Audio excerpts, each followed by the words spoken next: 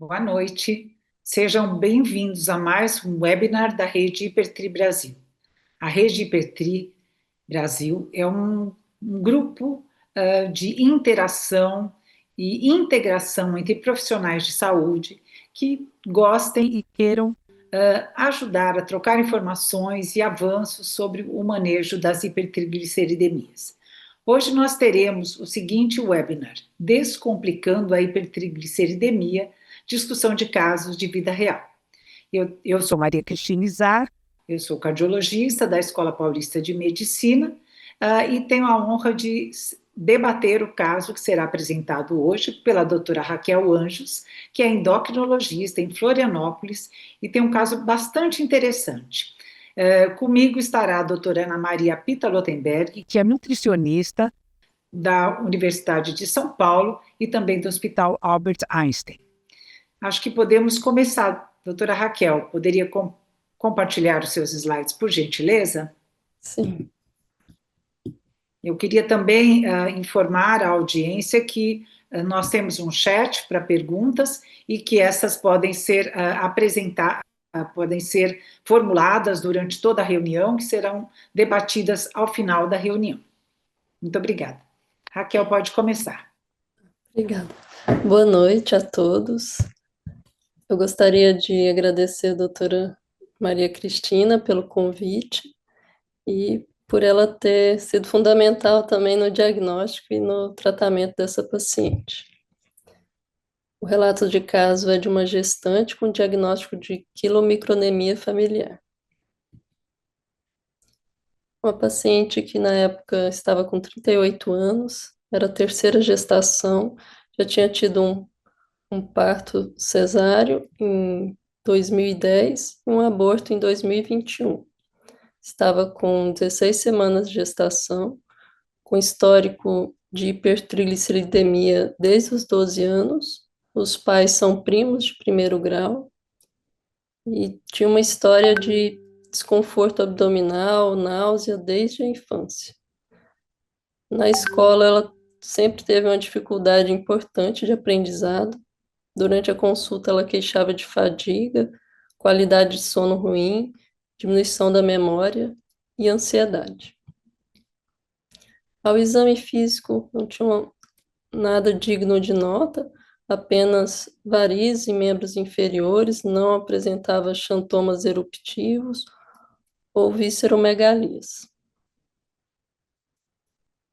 No histórico, ela tinha um tratamento irregular da hipertrigliceridemia, fez uso de diversas classes medicamentosas, como fibratos, estatinas, ácido nicotínico e ômega 3, e sem sucesso com esse tratamento. Aos 23 anos, ela foi internada com quadro de pancreatite, esteve internada por 14 dias, sendo necessária plasmaférese. No início da internação, os níveis de triglicérides eram de 2.870, e após o tratamento com jejum e plasmaférese, os níveis diminuíram para 245 e teve alta com 653. Tomografia de abdômen durante a internação mostrou a imagem sugestiva de pancreatite com necrose associada a líquido livre no local. O histórico gestacional da paciente, a primeira gestação de intercorrência, ela teve um diagnóstico de diabetes mellitus gestacional, com a idade gestacional de 30 semanas, com diversas internações para controle glicêmico na época, fez uso de insulinoterapia.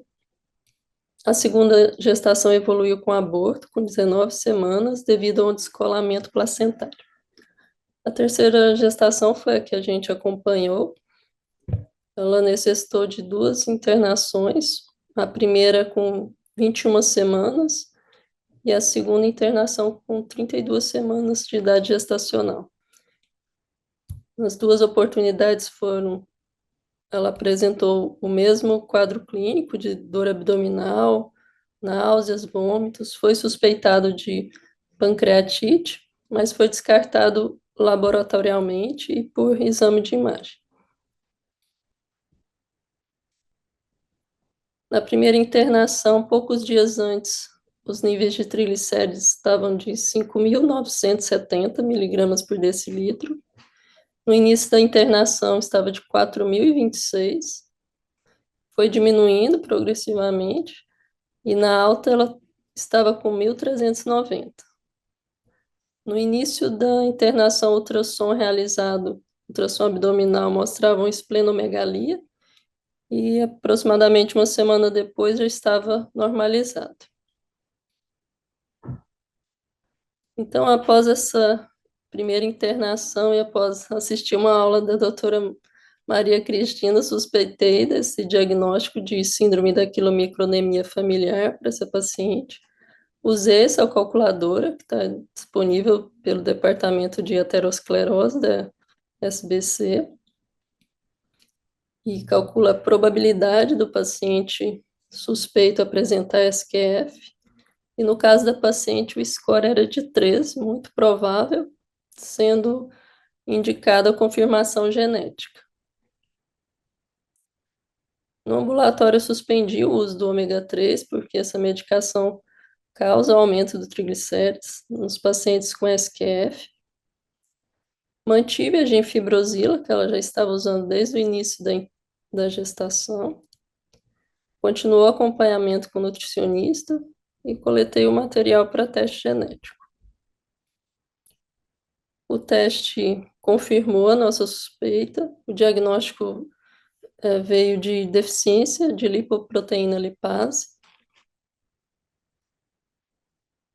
Ela ainda teve uma segunda internação com 32 semanas. Foi internação curta de 4 dias, com os mesmos sintomas de dor abdominal, náuseas, vômitos. Foi descartado também o diagnóstico pancreatite, ultrassom abdominal normal, triglicérides estava de 3.703, ultrassom obstétrico também mostrou uma alteração, taquicardia fetal e um crescimento fetal no percentil 95. Durante a internação, ela fez uso de insulinoterapia e teve alta com insulina NPH irregular, que eu fui diminuindo progressivamente, porque ela começou a apresentar hipoglicemia. Ela teve um parto programado com 37 semanas, foi um parto cesáreo, sem intercorrência, o bebê nasceu bem, com 3,4 kg. Atualmente ela está em uso de simvastatina, devido a uma alteração do Doppler de carótides, mostrou uma ateromatose discreta. A fluoxetina, que é uma paciente ansiosa, por vezes ela quer compensar essa ansiedade com alimentação, usa vitamina D e a B12. Ela tá aguardando ainda a medicação volanesorcena via judicial, e os níveis de triglicérides, os últimos foram de 655 miligramas por decilitro.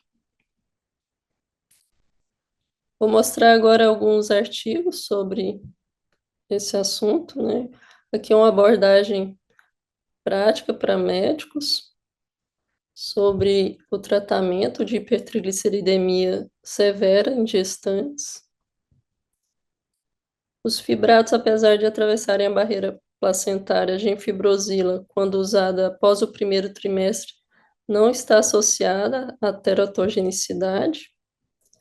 A niacina, a estatina e a heparina não têm estudos de segurança, não são recomendados o uso nas gestantes. E a insulina está reservada apenas para pacientes com hiperglicemia. Aqui um fluxograma sobre o tratamento, e tem que contar com uma equipe multidisciplinar, com nutricionista, endócrino, é orientado a uma dieta pobre em gordura. O acompanhamento dos níveis de triglicérides devem ser mensais e no final da gestação até semanal. O controle glicêmico é importante. Considerar adicionar o ômega 3, triglicérides de cadeia média, considerar o uso de fibrato após o primeiro trimestre. Nos casos refratários, internar para jejum supervisionado ou nutrição parenteral. Considerar o uso de insulina se tiver hiperglicemia. E considerar plasmaférese se houver pancreatite recorrente ou se o parto estiver próximo. Aqui eu retirei de um outro artigo, que é um relato de caso de uma gestante que evoluiu com pancreatite. Aqui algumas indicações de plasmaférese. Quando o paciente for refratário à dieta e às medicações, quando os níveis excederem 1.000 miligramas por decilitro, quando a lipase estiver 3 vezes acima do limite superior, ou a paciente desenvolver hipocalcemia, acidose lática ou piora da inflamação e disfunção orgânica.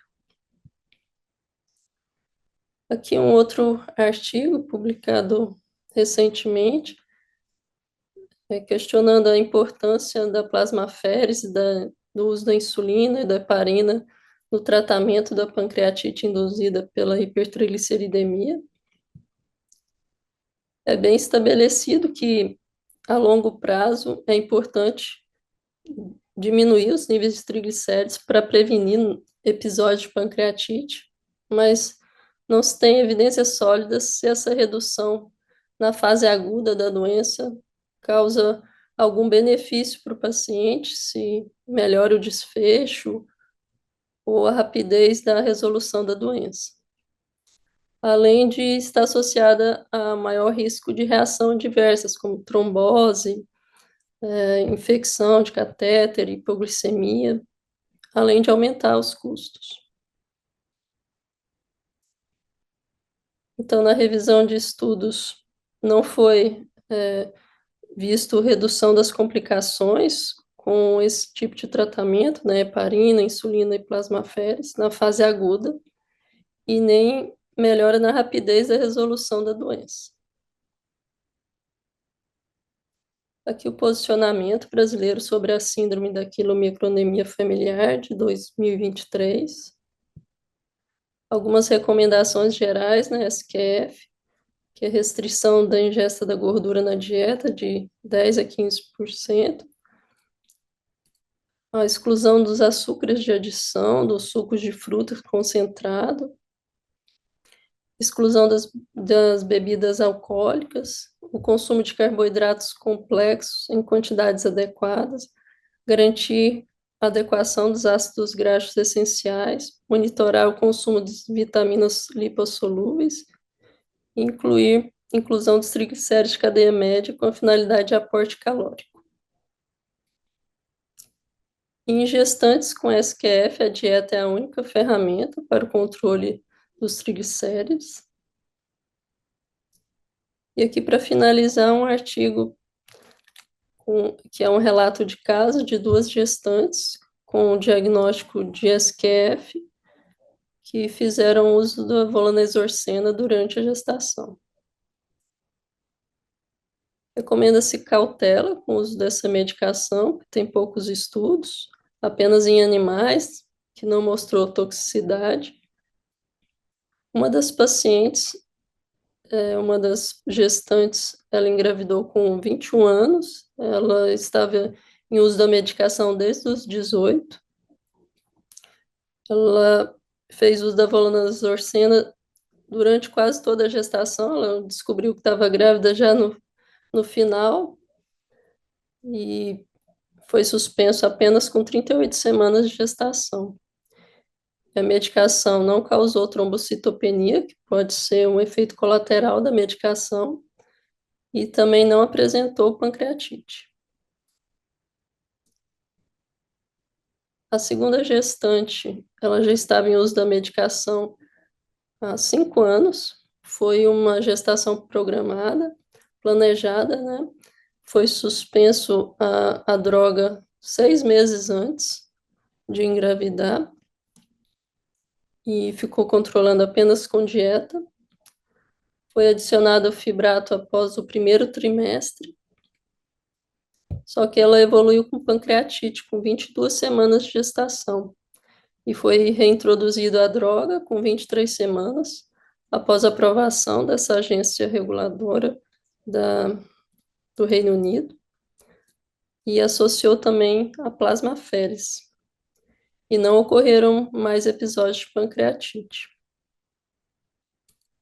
Então, nas duas gestantes, os bebês nasceram saudáveis, sem problemas congênitos e estão se desenvolvendo normalmente. Mas eu queria começar a discutir comentando o diagnóstico, né? Primeiro, a abordagem diagnóstica da SQF, né? Então, a Raquel utilizou o score, né? Esse score, nem todo mundo concorda, mas quando ele é bem positivo, ele tem uma boa correlação, e tem trabalhos mostrando que a área sob a curva, quando se compara coortes distintas, né, com SQF, com aquilomicronemia multifatorial e com comprovação genética, a área sob a curva mostrando o que adiciona esse score é de 0,91, né? Quer dizer, é uma área sob a curva bastante significativa, né? Para o diagnóstico, a gente tem que pensar em outras formas de hipertrigliceridemia, afastar causas secundárias, né? Hipotiroidismo, o próprio diabetes, é que não costuma ter esses níveis tão exacerbados, né? O uso de medicamentos, um, o consumo excessivo de álcool, que aqui não era o caso, né? Também tem outras condições que se confundem, que também dão pancreatite. Por exemplo, a quilomicronemia multifatorial. Em geral, ela aparece mais tardiamente na vida adulta, desencadeada por fatores de risco, como o estilo de vida sedentário, diabetes, obesidade. E os episódios de pancreatite são numericamente maiores porque essa condição é bem mais frequente do que a quilomicronemia familiar. Mas no paciente com SQF, a pancreatite é mais frequente. As pancreatites relacionadas à hipertrigliceridemia não são a primeira em termos de causalidade. A primeira seria secundária colilitíase, que essa é a principal causa, né? Seguida de consumo de álcool excessivo e hipertrigliceridemias, né? Apesar dela ser menos frequente, ela é muito grave. As pancreatites, de modo geral, hipertrigliceridêmicas, são muito graves. E na gestação, mais ainda, com altas taxas de letalidade, tanto materna como fetal. Então, sem dúvida, a pessoa que já tem um diagnóstico de quilomicronemia familiar, ela não tinha um diagnóstico confirmado ainda, né? Pelo que eu entendi, né, Raquel? Essa confirmação foi feita durante a gestação, que quando você a conheceu. E embora ela tenha tido essas internações, o que ficou para mim é que nesses momentos ela não teve episódios novos de pancreatite, mas ela já tinha um episódio prévio. É isso mesmo, Raquel? É isso mesmo. É.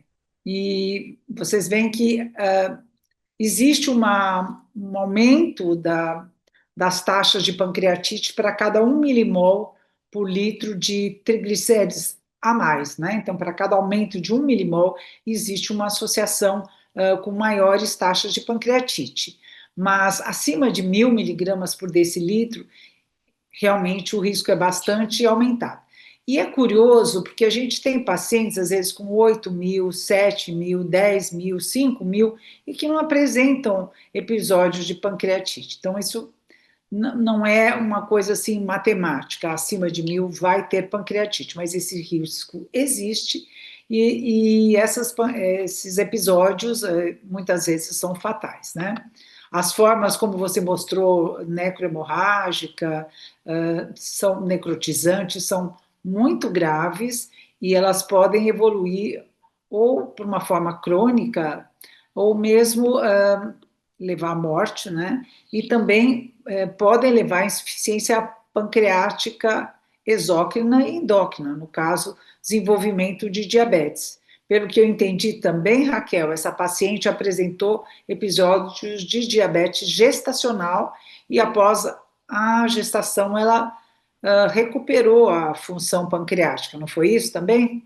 Foi só na primeira gestação que Só na primeira gestação, ela teve diabetes gestacional depois da 30ª semana. E também no final dessa terceira gestação no ela final, usou insulina, mas por pouco tempo. certo?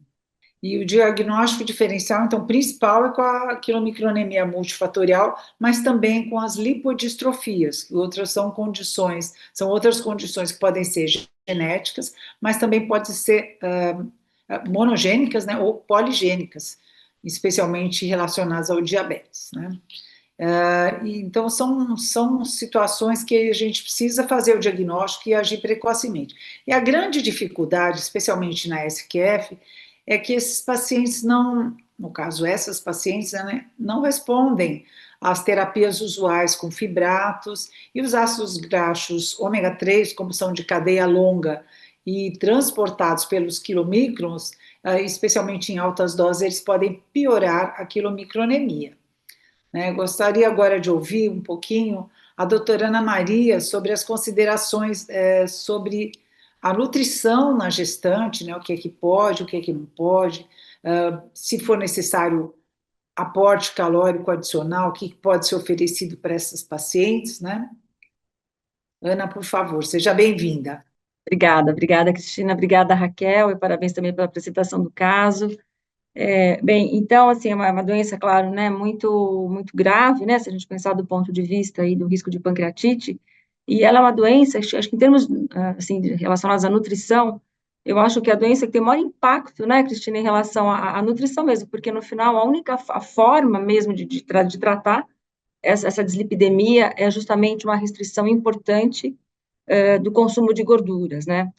É claro que quando a gente pensa numa gestante, nós temos que pensar na saúde também global dessa gestante, no desenvolvimento adequado do bebê, então existe uma preocupação também grande em relação, e são duas preocupações aí que caminham juntas, né?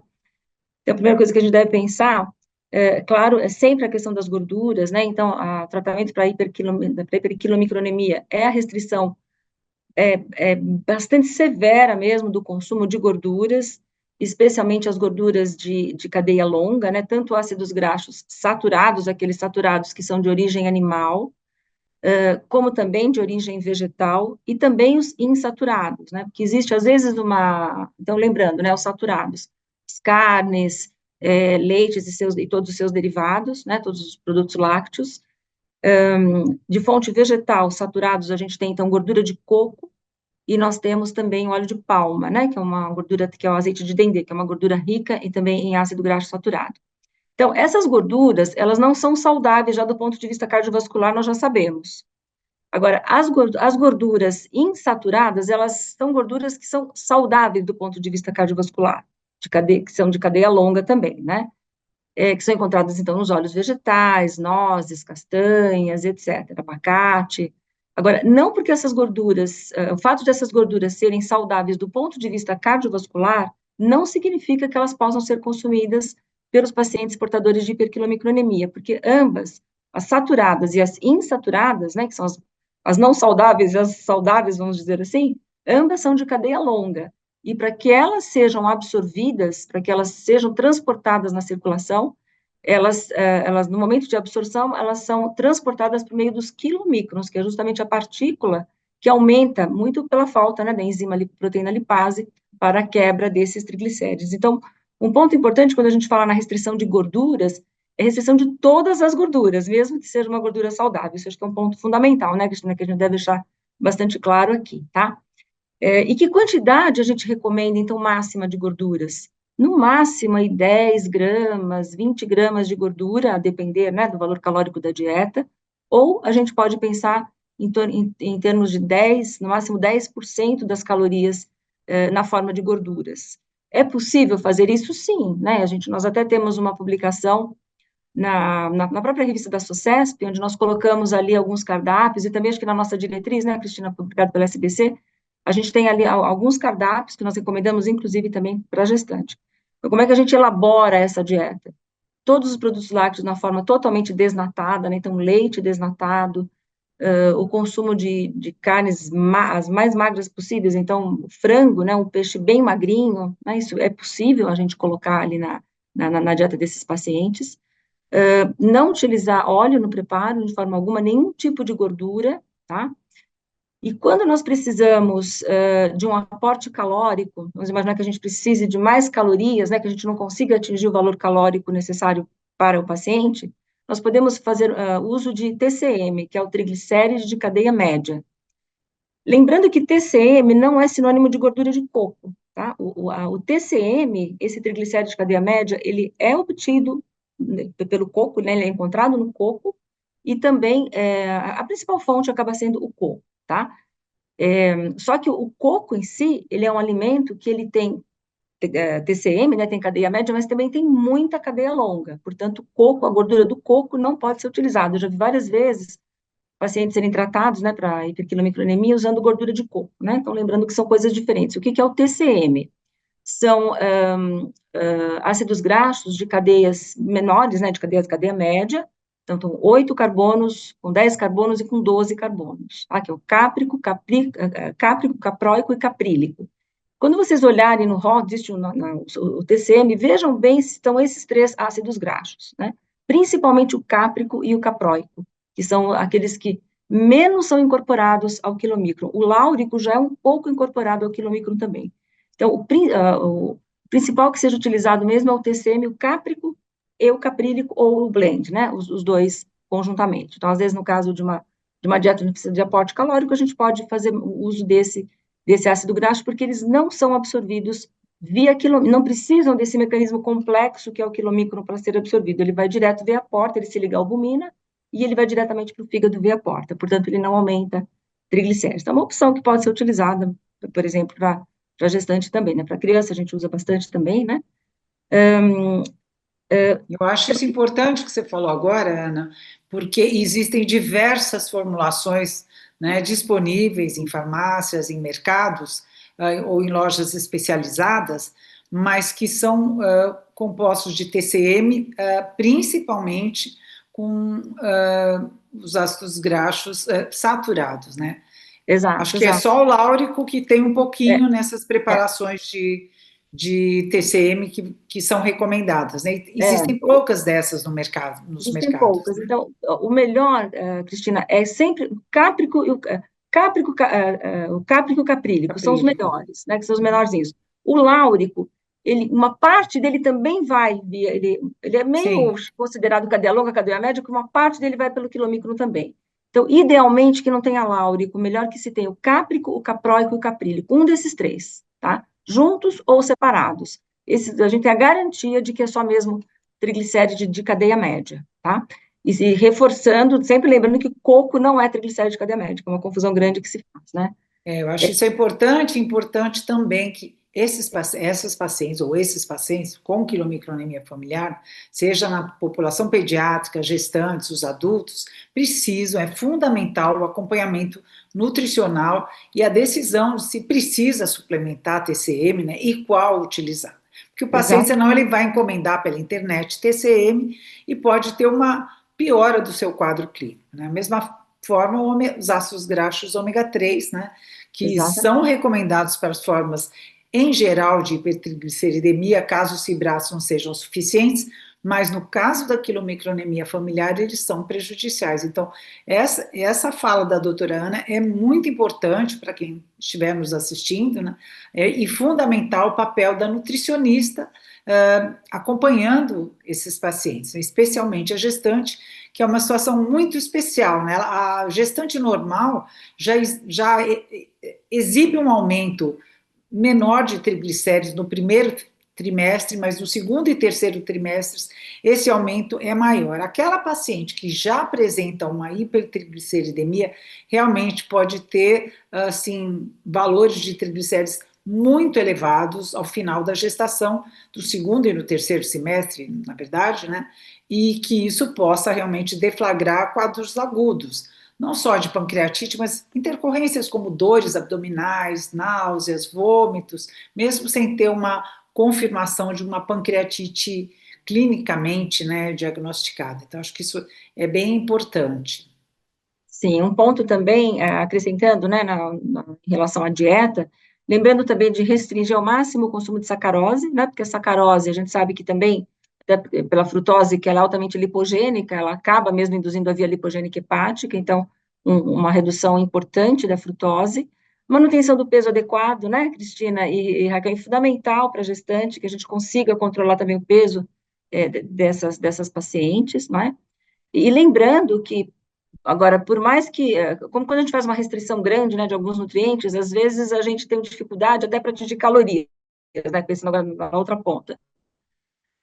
E lembrando sempre que gestante, pelo menos 1.800 calorias a gente tem que garantir, né, aproximadamente, é mínimo, né, de consumo calórico aí para diário, né, para uma gestante. Então, a gente tem que garantir esse aporte calórico com essa restrição de gorduras. Então, o que a gente vai priorizar? Carboidratos complexos, com fibras, né, alimentos ricos em fibras, e é fundamental também que as pessoas aprendam a cozinhar, né? Então, acho que um papel importante do nutricionista que eu entendo não é somente recomendar a dieta, mas também trabalhar um pouco da técnica dietética, como preparar esses alimentos, como deixar mais palatável, porque a gente sabe que gordura que garante a palatabilidade dos alimentos, né? Quando você tira a gordura, às vezes as coisas comem o sabor meio limitado. Então, trabalhar com mais temperos, misturar alguns alimentos, né, para deixar uma dieta também mais gostosa, mais saborosa.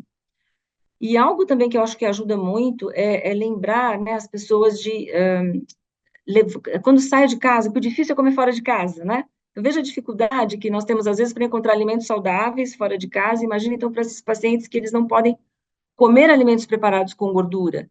Então, a recomendação que a gente faz também é que os pacientes preparem lanches, preparem refeições e levem no trabalho, levem na escola, em algum momento social, alguma coisa assim, porque senão, às vezes, eles não conseguem uma opção, né, uma disponibilidade de alimentos que são necessários, e por mais que as pessoas não entendem muito bem, né, quando você fala assim, para uma pessoa, alguém diz assim, mas eu cozinhei, eu preparei este arroz ou este feijão com muito pouca gordura, né, ou esta carne tem pouca gordura, mas no caso da hiperquilomicronemia, nós podemos quase nada de gordura, né? Então, o pouco de óleo que foi preparado no arroz, ou que foi preparado no outro alimento, isso já vai impactar e rapidamente na elevação da trigliceridemia, né? Então, a gente precisa também desse cuidado especial, de que eles tenham essa disponibilidade, tenham alimento para quando eles não estiverem na sua casa. E a questão da água também, né, Cristina, fundamental, hidratação. Hidratação é fundamental, sem Hidratação dúvida. fundamental também para que mantenha o consumo adequado aí de água, né?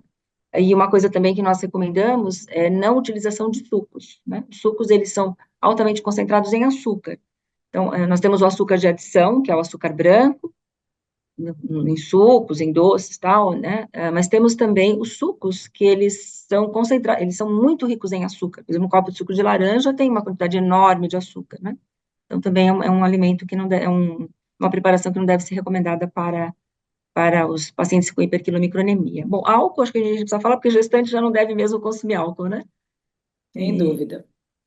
Então, álcool também não. E, claro, recomendar os polivitamínicos, que são recomendados aí, normalmente pelo ginecologista, né? Garantindo, então, o aporte de vitaminas e minerais.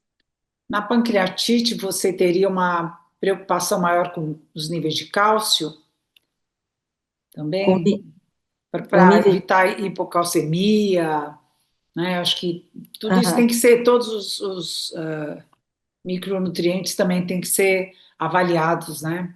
Sim, Para exatamente, ver sim. aquilo que pode ser necessário repor, né? Com E certeza. eu acho que uma outra coisa importante que eu gostaria de te perguntar, em se tratando de um suco natural, preparado com a fruta natural, quer dizer, um suco de laranja vai pelo menos umas 3 laranjas, já É. excede, né? Só se for diluído ou só se for uma limonada com adoçante, né? Seria Sim. uma alternativa. Tem alguma outra alternativa Por exemplo, você quer ver? A gente falou do suco de para laranja, não ficar né? muito monótona a dieta? Claro, claro. Então, suco de laranja é um problema, suco de uva, né? Você vê suco de uva, ele é muito Sim, saudável, né? A gente sabe que tem muito antioxidante, mas ele tem um alto valor calórico e tem uma concentração de açúcar enorme, que a gente já não enorme. recomenda para a população de uma maneira geral. O que a gente pode colocar como uma opção, então, né, de suco? Opção, a fruta sempre em primeiro lugar, né? Mas aí pensando, então, suco de limão, como você mesma já colocou, que é um suco ok, né? Você coloca um pouquinho de adoçante. Um suco de maracujá, né? Às vezes tem aquele maracujá Porque são sucos que você coloca muita água e um pouquinho de fruta, né? Então, isso é Isso. suficiente. Um suco de abacaxi, você também consegue fazer com uma rodela de abacaxi, você, né, e a água, né, aumenta bastante a água, então o conteúdo de açúcar ele é menor. Então, são sucos que são possíveis para nós, para esses pacientes consumirem. Limão, abacaxi, maracujá, né? São sucos que é possível utilizar um pouco de adoçante ou não, dependendo do gosto de cada um, né? Então, isso é E possível. sobremesas, Ana? Água de coco Imagina, também, né? Água de coco é algo que também. você poderia. Sobremesa, Claro olha, que não com açúcar, mas existe algum suspiro sem açúcar, alguma coisa assim? Uma sim, gelatina, alguma existem, invenção? sim, gelatina, né? Gelatina sem açúcar, né? É possível. Compotas, assim, às vezes, por exemplo, uma banana assada com canela, né? Que vira como se fosse ali um docinho, Sim, é uma ou algum, delícia. que é uma delícia, né? Ou um bolo que seja preparado, uma parte com um pouco de adoçante, né, que não vá açúcar, assim, bolos mais sequinhos, que são preparados com pouca gordura, que o principal também, a gente tem que pensar na gordura, o O problema carboidrato é na gordura. do doce é que os doces, eles são ricos em gordura, né, se a gente pensa, Sim, quase todos os doces que nós consumimos são ricos em gordura.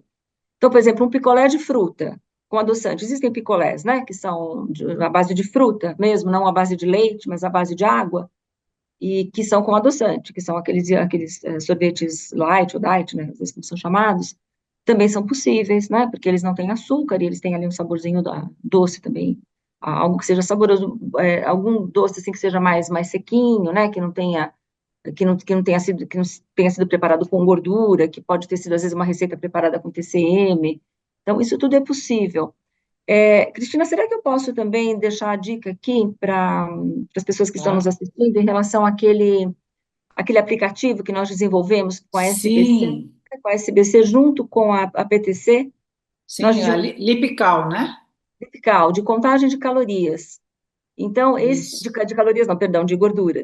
Calorias e gorduras, né? Mas ele calorias e conta gorduras. calorias e gorduras. Ele é bem interessante, esse Lipical mesmo, né? A gente quando encontra ali na Apple Store, ele está disponível. E ele é muito bom porque aí o paciente ele vai escrevendo tudo que ele consome, né? Então, café da manhã, tomou lá leite desnatado, comeu uma maçã, um pão e, sei lá, um queijo cottage. Aí aquilo já vai dar 3, 4 gramas de gordura, por exemplo, né? Aí no almoço ele come mais alguma coisa que tem lá mais 5 gramas. E no lanche, daí ele já percebe, nossa, já não tenho mais gordura para o jantar, né? Então, ele é muito didático, esse aplicativo. Eu acho Eu que tenho aqui no meu celular, eu acho bem legal, é, e procuro pedir para os pacientes, né, baixarem o aplicativo e procurarem eles próprios se monitorarem, né? Não são todos que exatamente. têm essa capacidade, mas eu acho que junto com a nutricionista também, né, porque ele não é muito fácil de navegar, não. Eu acho ele um pouco, eu me perco às vezes um pouco nesse aplicativo, né? Então acho que talvez eu precise de um treinamento maior também. Mas eu acho bem interessante, porque é uma forma de se automonitorar, né? Sim, sim, com certeza. E é muito fácil, né, a gente atingir esse valor mínimo recomendado de gorduras. É muito fácil É muito atingir, fácil. né? Então, assim, bobeou um pouquinho, pronto, já tem uma quantidade de gordura ali. Lembrando que alguns alimentos que a gente entende que são alimentos ricos que são fontes de carboidrato, né? Mas a gente não pode esquecer que também tem gordura. Pão, por exemplo. Sim, Pão é um alimento que a gente entende que é uma fonte de carboidrato. Mas quando a gente for olhar, quando nós olharmos os ingredientes ali que foram preparados, o pão é rico em gordura também. Ele é preparado com gordura, né? sim, Então, sem dúvida. olhar os rótulos é fundamental para entender ali quanto tem de gordura. Tem pães com mais gordura, com menos gordura, né? Então, é esse cuidado que deve se ter. Claro que o nutricionista ajuda bastante. E depois, em algum momento, o paciente ele vai ficando mais independente mesmo. Ele vai Sim. entendendo, né, como E isso. aquele paciente que já está acostumado, ele sabe o que ele pode comer e quanto ele pode comer, e se ele vai passar mal aquele dia que ele, porventura, sai um pouquinho da dieta, ele já sabe, né? Sim, É sim. impressionante isso, né? E lembrando que a subida é muito rápida, né? É A muito subida dos rápido. triglicéridos é muito rápida. O triglicérido é muito sensível à dieta, então rapidamente ele sobe, né? Às vezes no fim de semana comendo um pouco mais, pronto, né? Já um dia comendo mais, né? Já Acho ultrapassando. que alguns aspectos também que a gente Raquel, fica à vontade, viu? Quiser comentar É, por qualquer favor, coisa, Raquel. tá? É um aspecto importante, né, para o público que está nos acompanhando, é o aspecto do plasma desses pacientes, né? Ele é um plasma cremoso, cremoso, parece um leite condensado, e mesmo colhido após várias horas de jejum, porque esses quilomicros não são removidos da circulação. Normalmente, a gente, após uma refeição, indivíduos normais, em questão de uma, máximo acho que 3 horas, você não encontra quilomicrons na circulação, né?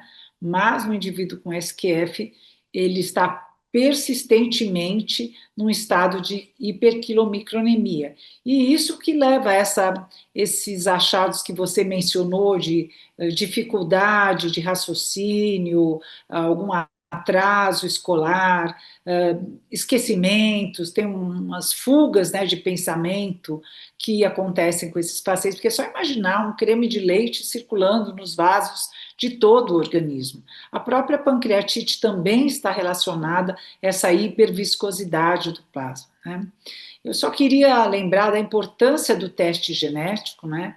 E a gente tem essa parceria com a PTC, vai mudar um pouquinho, parece que agora a gente vai ter vouchers, né? Porque, assim, tem que ser solicitado com uma certa racionalidade, né? Mas, de qualquer forma, acho que os casos que sejam sugestivos, a gente vai continuar conseguindo fazer o diagnóstico genético, e isso ajuda bastante. Lembrar que, nesse caso, era uma paciente que tinha mutações bialélicas, ou seja, o antigo que se chamava de homozigoto, né, para LPL, né, para lipoproteína lipase, que é uma enzima-chave na hidrólise dos triglicéridos, mas não é só ela que causa quilomicronemia familiar, tem 4 outros genes relacionados. Então, LMF1, que é um fator de maturação da lipase, a lipase, quando ela é produzida, ela é um monômero, ela se homodimeriza, quer dizer, forma um dímero, e quem participa dessa homodimerização é a LMF1. Depois, ela, para ser ancorada no quilomicron, ela precisa da GPIH-BP1, que eu não vou falar o nome completo, que é um nome desse tamanho assim, né? Mas é uma lipoproteína, é também uma enzima que auxilia na ligação da lipase, né, nos seus sítios de ação, né? Além disso, tem 2 ativadores da lipase, que são a ApoC2 e a ApoA5. Então, eu já falei de 4, né? Não, 5, né? Porque é LMF1, GPI-HBP1, ApoA5, É, você... ApoC2 e a própria lipoproteína lipase. Todas são raras, mas a mais frequente é a mutação na lipoproteína lipase, né? Mas eles podem ser homozigóticos puros, né, verdadeiros, mas pode haver composições. Então, eu posso ser um heterozigoto duplo, então tem uma variante patogênica, ou provavelmente patogênica, na LPL e outra na ApoA5. A ApoA5 ela é descrita por vários autores como sendo codominante, então ela poderia se manifestar já em heterozigose. Eu tenho uma criança que foi descoberta nos primeiros meses de vida, a suspeita inicial era de deficiência da lipase ácida lisossomal, a doença chamada de Laudet, né? Mas não era, porque ela também internou por 2 vezes com quadros de vômitos, praticamente chocada, com vômitos incoercíveis, e pensaram nessa condição. Foi feito até o teste para Laudet e foi negativo, foi normal, tinha atividade normal dessa outra lipase, né? E aí me encaminharam e eu analisando as internações, ela chegou a ter triglicéridos de 3.800 e alguma coisa, bebezinha, quer dizer, bebezinho também tem, e ela amamentava, era amamentada pelo leite materno, que é rico em gorduras. Quanto que tem de gordura no leite materno habitualmente, Ana Maria? É mais ou menos parecido com o leite normal, né? Então, você tem mais ou menos ali de gordura, né? Você está dizendo? Sim. Mais ou menos 3, 4%. Ele tem um pouquinho mais de gordura, né? Que o leite de vaca, vamos dizer assim. Em torno de 3, 4% de gordura. E Por foi isso nos, que a gente precisa. Por isso que a gente precisa tirar o leite, né? Quando a Sim, criança sem ela dúvida. está. E eu tive que fazer isso, foi um choque para a mãe, né? E a criança não ganhava peso, né? Ela tem dificuldade de ganhar peso, hoje ela usa a suplementação com TCM, além de uma dieta bastante restrita. Eu tinha pedido à mãe, que agora ela frequenta uma escolinha, ela já cresceu um pouquinho, ela é menor, né? É pequenininha, tem baixa estatura, como em geral esses pacientes são. A sua paciente tinha baixa estatura, Raquel? Que eu não Não, vi aí os índices antropométricos, não. Em ela tem geral, eles estatura têm, normal. em Tem estatura. geral, eles não crescem muito, não ganham muito peso, não se desenvolvem tanto, né? Mas essa criança, de tal forma, a mãe conversou com um nutricionista e com a escola que conseguiu uma dieta adequada e ela não precisa levar lanche para a escola, e que eu fiquei até bem preocupada.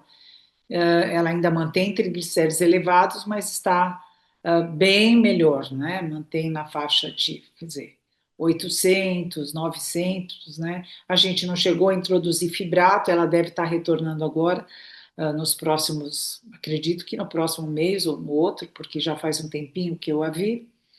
E ela era uma criança muito irritadiça, provavelmente por conta das dores abdominais, que os pais não sabiam o que era, né? Então, é um outro sinal que a gente deve prestar atenção, principalmente em crianças, que não sabem explicar o que está sentindo, né? E os pais muitas vezes não sabem o que a criança apresenta, só depois da internação que foi suspeitado de algum problema, né?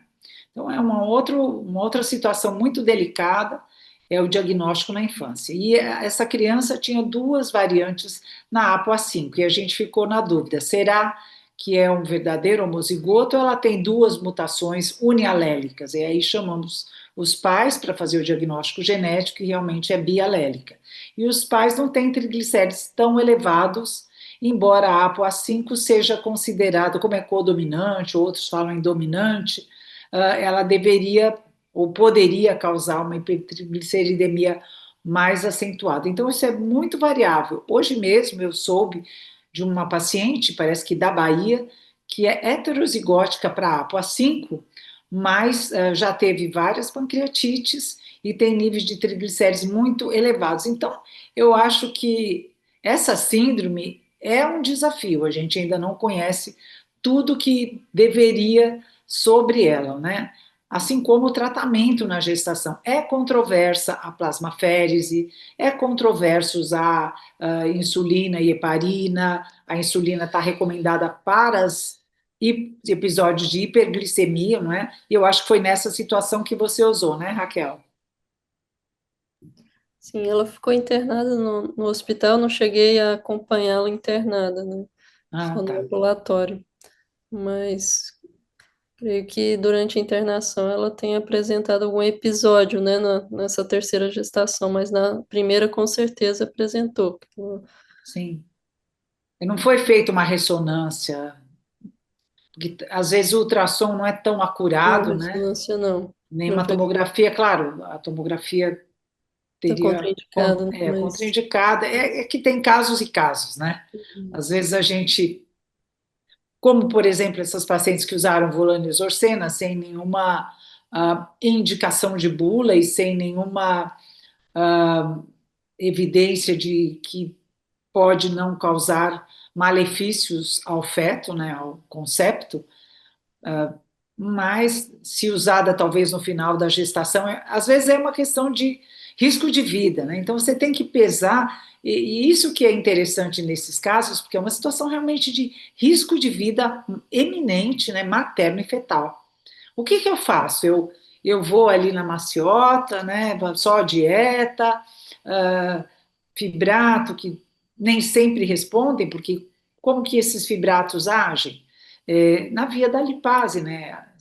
Eles são agonistas piparalfa, né, que ativaria o gene da lipase. Se o defeito for na lipase, e outras ações dos fibratos, né, mas sempre mediados pela lipoproteína lipase, né?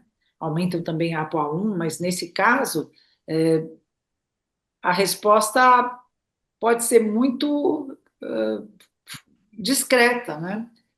E, enfim, é desafiador.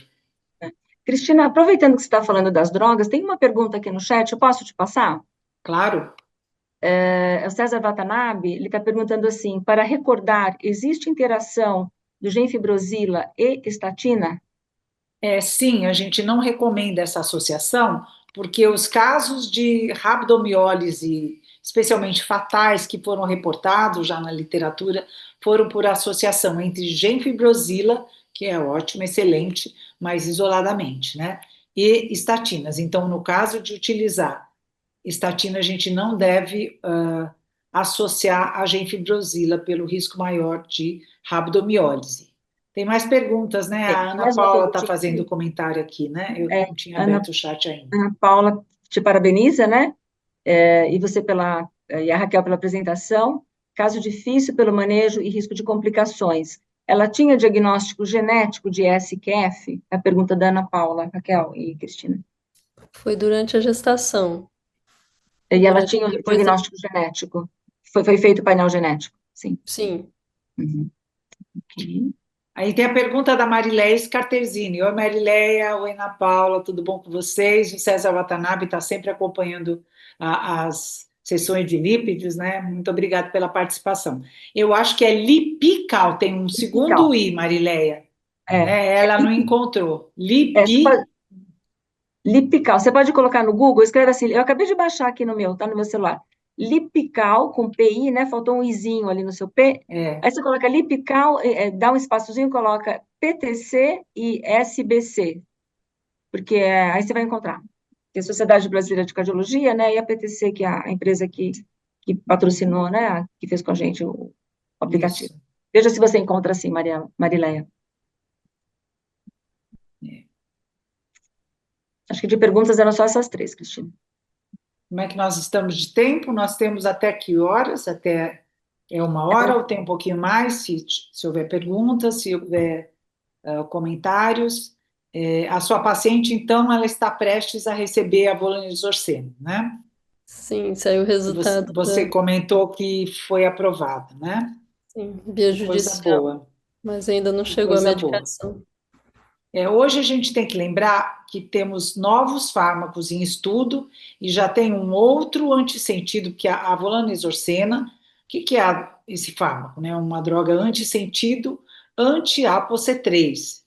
Ela não é um ativador da lipase, ele é um inibidor da ApoC3, que esta sim é um inibidor da lipase. Mas aí a gente pensa, poxa, mas eu vou liberar a lipase se ela não produz lipoproteína lipase, né? Qual que seria a via metabólica? Então parece existir uma via alternativa, independente da LPL, onde a inibição da ApoC3 seria favorável, promovendo então essa hidrólise de triglicérides mediada pela inibição da ApoC3. As drogas antissentido, elas agem no núcleo celular, então, uma vez injetadas, elas se dirigem ao hepatócito e lá é uma fita única de oligonucleotídeos complementar a uma determinada porção do RNA mensageiro que codifica, neste caso, a ApoC3, né? Elas formam uma fita dupla que o organismo reconhece como estranha e ela é hidrolisada por uma RNase H, tá? E com isso não se forma proteína, ou seja, não ocorre a tradução para a proteína ApoC3. Tem também o olezarsen, que também é um antissentido conjugado a GalNAc, a N-acetilgalactosamina, e isso oferece uma vantagem de maior seletividade hepática, né?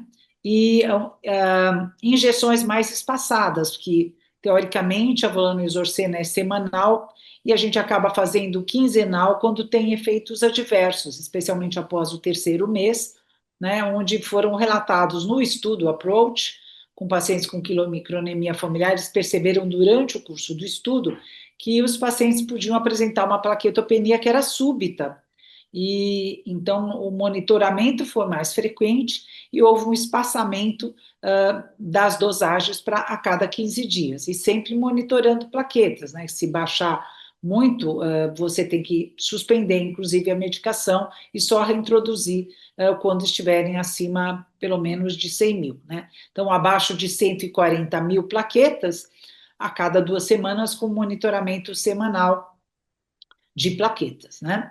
Isso é bem, bem bacana. A Marilé encontrou o aplicativo, é que faltou o izinho, né?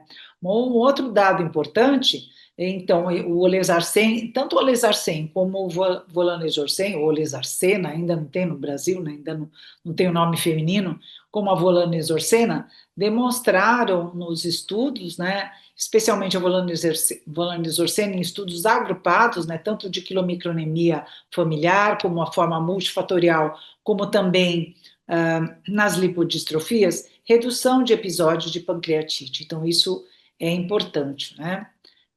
Muito importante. Não é só baixar triglicéridos, mas reduzir o desfecho principal, aí que seria a pancreatite. Foi feito também o estudo em focos para avaliar qualidade de vida, avaliar sintomas em vários domínios, domínio físico, domínio psicológico, domínio neurológico também, por conta dessas alterações que os pacientes apresentam, também com evidências de melhora após a introdução da volanesorcena. E o Brasil participou de uma publicação, de um estudo em Focus Brasil, né, que está para sair a publicação também. Vários participantes do comitê gestor fazem parte desse estudo, né? E deve sair publicado em breve, foi submetido. Então, é muito importante a qualidade de vida nesses pacientes. A gente, como cardiologista, no caso a Ana é nutricionista, mas os cardiologistas e agora os endócrinos também só falam em CVOT, né, os desfechos cardiovasculares. Você não basta reduzir, melhorar o diabetes se não tiver redução de desfecho. Mas nesses casos, nesses pacientes que não podem comer absolutamente nada, não podem, tem muitas limitações de aprendizado, eles têm uma fadiga inexplicável, vários sintomas assim bastante vagos, né? E eles têm apresentado melhora nesses índices aí de avaliação de qualidade de vida após o uso dessas medicações, né? No caso a volanesorcena, que eu tenho conhecimento. Existem agora também em desenvolvimento drogas que são pequenos RNAs de interferência, que agem não no núcleo, mas no citoplasma. Aí é uma fita dupla que utiliza uma sentido, uma antissentido, que utiliza um complexo silenciador induzido pelo RNA, que é exatamente o complexo RISC, que nós temos naturalmente no nosso organismo, que ele degrada RNAs que não sejam de interesse. No caso, quando você injeta esse pequeno RNA de interferência, o que acontece é que essas fitas se separam, né? E a fita antissentido se liga ao RNA, só que ela não é degradada junto com o RNA, ela fica fazendo o seu efeito para outros RNAs mensageiros que aparecerem ali. E ela promove essa catálise realmente do RNA que codifica a ApoC3.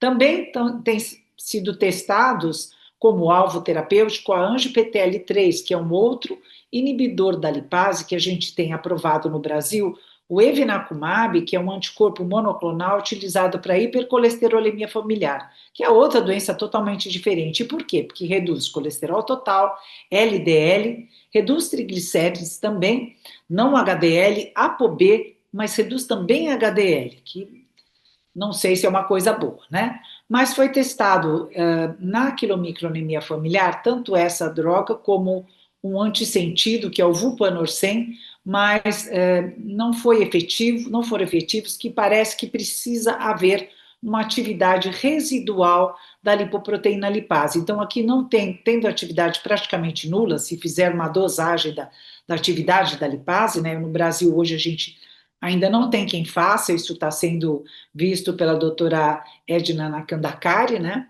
Mas quando a lipase é totalmente inativa, né? Essa droga não funciona para a quilomicronemia familiar, essas drogas. E o vupanorsen, inclusive, aumentou a fração hepática de gordura. Tem duas outras drogas, o solbinziran e zoldaziran, que são também RNAs pequenos de interferência anti-angiotensina-PTL3. Eles estão sendo estudados, então, nesse cenário de dislipidemia mista com alto risco cardiovascular, o equivalente de risco cardiovascular, por reduzirem todas as frações lipídicas. E, assim, para a quilomicronemia, eu acho que a gente vai ter essas três opções. Existe ainda a possibilidade de edição gênica, né, que é o CRISPR-Cas9, né, que está sendo estudado, tem sido cogitado com esses dois alvos terapêuticos, ApoC3 e ANGPTL3. Uma vez que a terapia gênica tradicional, né, com o Glibera não funcionou, quer dizer, funcionou, mas teve os efeitos foram transitórios, então você perdeu aquela possibilidade de ter um problema resolvido, porque você, vamos dizer, recebeu um gene modificado, né? Mas esse efeito foi transitório. Ana, algum comentário adicional? Acho que não, né, Cristina? Acho que só vou reforçar mais uma vez essa questão de que o fato de serem gorduras saudáveis não podem ser consumidas também por esses pacientes, né? Vou dar um exemplo de nozes e castanhas, né? Que muitas vezes, nozes e castanhas são alimentos muito bons, com boas gorduras, não pode consumir, porque realmente vai aumentar os triglicérides, né? Sem Acho dúvida. que é isso, Cristina. Suas mensagens final, Raquel? Finais, perdão. Para a gente sempre pensar, né, no diagnóstico, o paciente que já estava com essa queixa desde a infância, né, mas também tem se falado mais na SQF há poucos anos, né, fica Sim. mais... Eu acho que a oportunidade de tratamento e o avanço nos métodos diagnósticos que são fundamentais, né?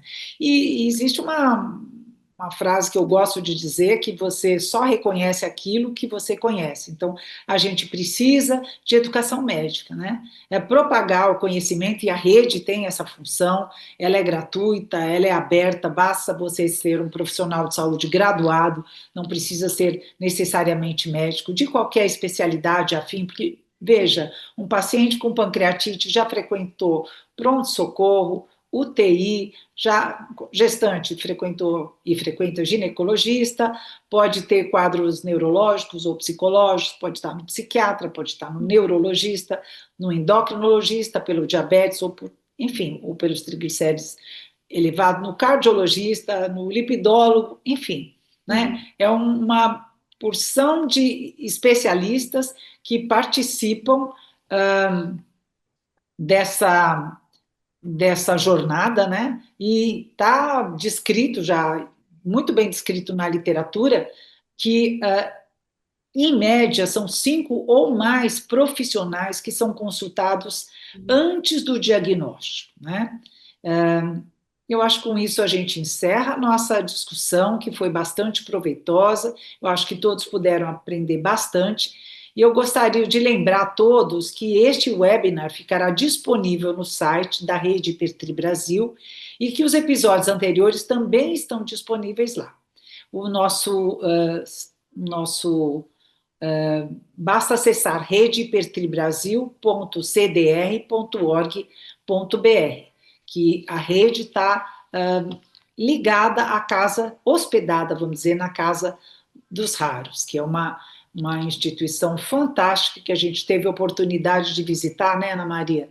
Lá em Porto Alegre, e que não cuida apenas de hipertrigliceridemias graves, mas de todas as doenças raras e graves, e que tem um acolhimento fantástico, uma estrutura fantástica, que quem tiver a oportunidade de conhecer vale muito a pena, e a gente sabe que os raros agora está ainda mais difícil, né? Porque eu estou sabendo hoje pela minha coordenadora de pesquisa que quando a gente trata uma determinada doença e numa pesquisa clínica e a Anvisa ela requer que os patrocinadores forneçam a medicação por um tempo, em torno de 5 anos, após esse período, se o paciente judicializar, é o investigador que vai pagar os custos. Quer dizer, umas coisas completamente absurdas, né?